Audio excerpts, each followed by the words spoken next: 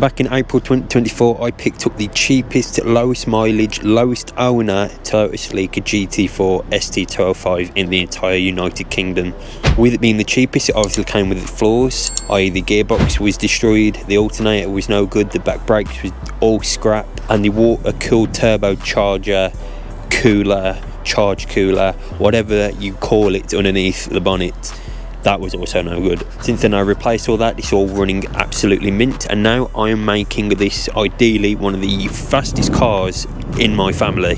Last time I installed a HKS dump valve, and in this one I'm going to be installing a decat downpipe and obviously replace the standard front pipe and original catalytic converter. Now not only will this make it sound a bit louder as well, but it will also get rid of the exhaust gases even quicker, allowing more to get through, ideally turning up the power just a touch more. Obviously, if you like what you see and you want to stay a part of this journey making this some 400 plus brake monster, then obviously hit the like, subscribe, and also hit the bell so you don't miss an upcoming video for this absolute weapon. But I'm not going to bore you and carry on talking. Let's get straight into stripping off this absolute stupidly long job, and I'll get back to you at the end. So the first thing you actually want to do is remove the bolts holding down the intercooler on the top. This is so you can just move it out the way slightly so you can get the bolts for the heat shield that sit right underneath. You might be able to do it without taking it off, however it just is so much easier if you just undo these 3 bolts, do the clamp to the turbo and then just lift up. It just makes it so much easier and you don't have to strain and struggle getting them bolts out. As you can see anyway, we didn't really have much more room to take it off. However, we had just enough to get it out and actually get the bolt out for the heat shield on the top. Bear in mind there are 3 heat shields on this car altogether. There's 1 at the top and there's 2 underneath. You want to get rid of all 3 of them anyway, so you can actually access the bolts you need to access for this downpipe.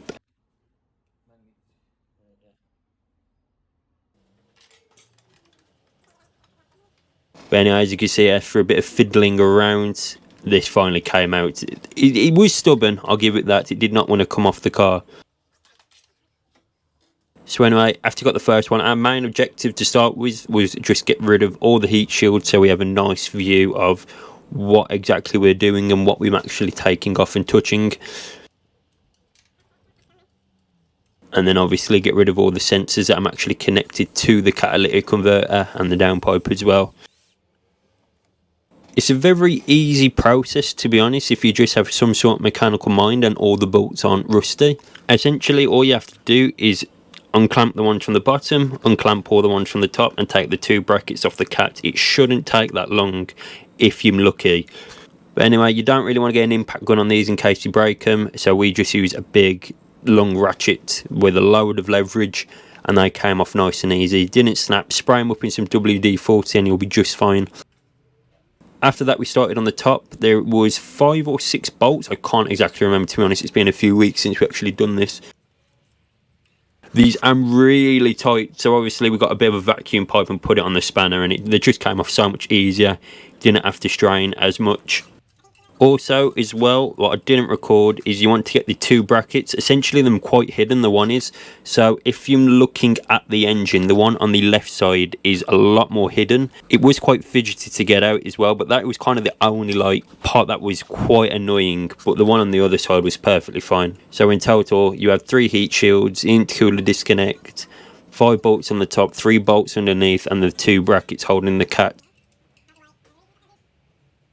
At this part in the video, this is where everything started to go south. So out the 5 bolts or 6 bolts on the top, the one on the back decided to round, and it was nearly impossible, well it was impossible, to fit a socket on, a spanner on, anything on to try and get it off. So this then essentially turned a 2-hour job into about a living nightmare job. In the end, this was the last bolt holding everything together. So the brackets was off, the bottom was unclamped, the actual catalytic converter was off the car. All that we had left was this one single bolt holding everything.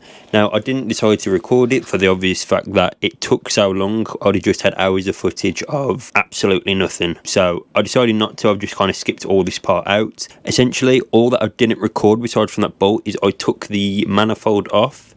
Luckily for this car, it's not rusty at all the bolts came off great with a bit of WD. I took the manifold off, pulled it just enough to get an air chisel on it, and basically air chiseled the entire nut off.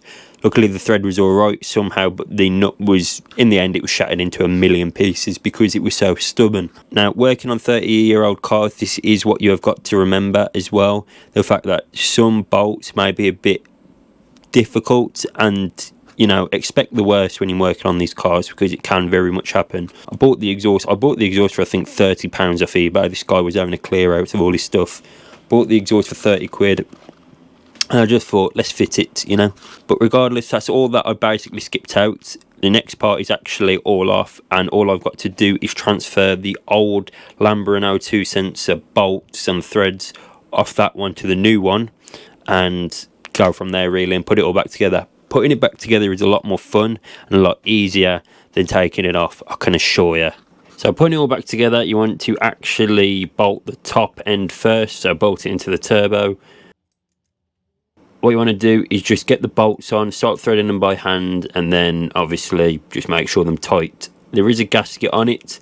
Don't want to lose that gasket because otherwise it will leak. You'll have boost leak, you'll have an annoying sound, and it will actually affect your emissions even though you're putting a decat on it anyway. You don't particularly want to start getting impact guns in them or anything. You just, an electric ratchet is fine. Obviously there's not as much torque in this Milwaukee ratchet as there is the big impact guns that we have, so it just reduces the chances of actually snapping the bolts. Some of the bolts I have actually just got by hand that didn't feel particularly the best to start with. And you also want to make sure everything's going on level as well, because if you tighten up the ones at the front, basically you just can't tighten the ones up at the back properly. So you want to make sure they're all going on level, and you don't want to start tightening the front ones up to the max before you start doing the ones on the back, if that makes any sense. After all the bolts on the actual downpipe was nice and secure, I could start getting the manifold back on. The manifold's got a metal sheet gasket what just dropped a little bit, so I had to try and line that back up and then attempt to get all the bolts back in. Some of the bolts actually came out with its threads, what was a bit easier, and I just had to line them all up, get them all nice and secure. As you can see here, I was actually still struggling a touch, just trying to get everything level. But when I was happy, I just got every single bolt in possible and started tightening by hand.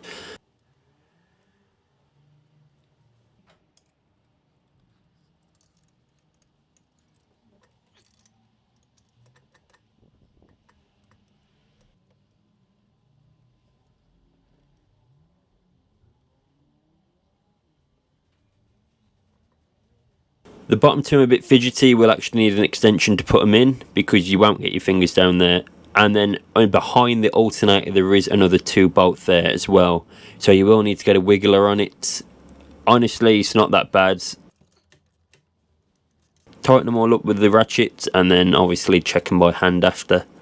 Make sure they're all tight.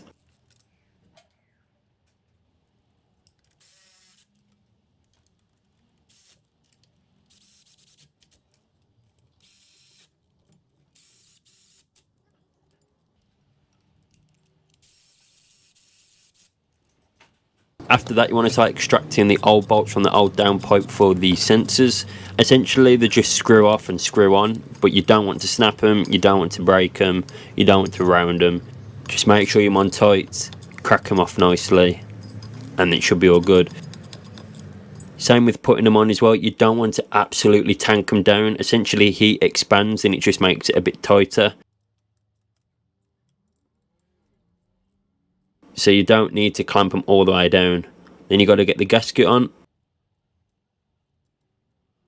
And then this is where I got a little bit confused, because essentially this other gasket doesn't actually fit onto this.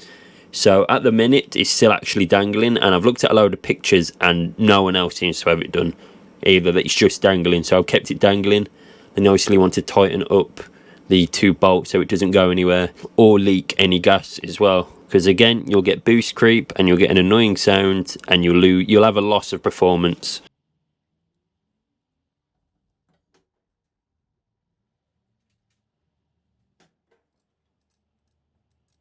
After the top bolt After the top bit's all done up, you want to just silicone grease everything underneath. Make sure it is so thick and it was not going anywhere. You want to make sure not to get it on your fingers as well, because silicone takes absolutely ages to get off. I think I had it on my hand after 3 or 4 showers afterwards, so keep that in mind. That's how I actually wore gloves for it.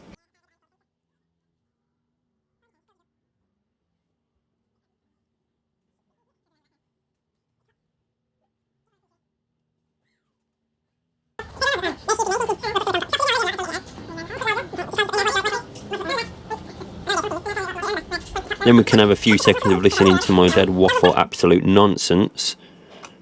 I'm just trying to show you how we strip out a front pipe on a GT-Four 2 litre 16 valve turbo. Took 186 hours. So far I've been working on it, 45 minutes, and as you can see I'm about to put it back together, start it up.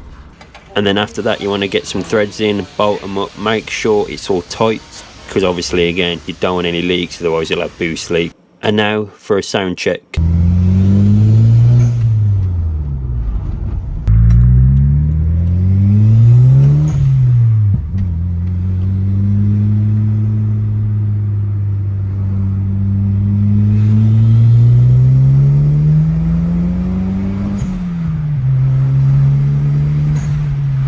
If you all did actually enjoy watching me install this decat downpipe, then obviously please hit the like and subscribe to stay a part of this journey for this car. Obviously this is just the beginning of it. It's a fresh canvas essentially, so it's a good point, you know, it's a good running point. So with the cat and the downpipe already back on, I can tell you for a fact the loudness of this car hasn't changed too much. You can obviously hear the turbo spool a lot better and a lot freer, and it does sound a bit nicer that end.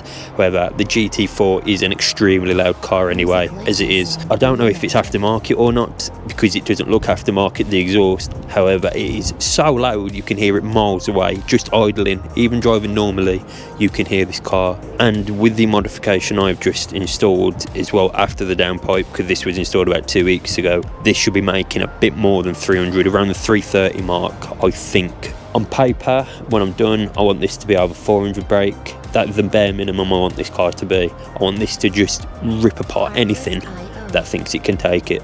But yeah, this was the most tedious, long, hardest job I've done in my 4 years of being a mechanic, and that was because one bolt on the back of it turned this, let's say, 2-3 hour job, 4 hour a push job, into some stupid long 2-day non-stop job.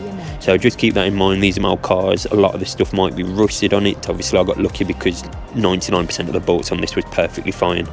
But again, I hope you all enjoyed. Hit the like and subscribe, hit the bell, and I'll catch you all on the next one.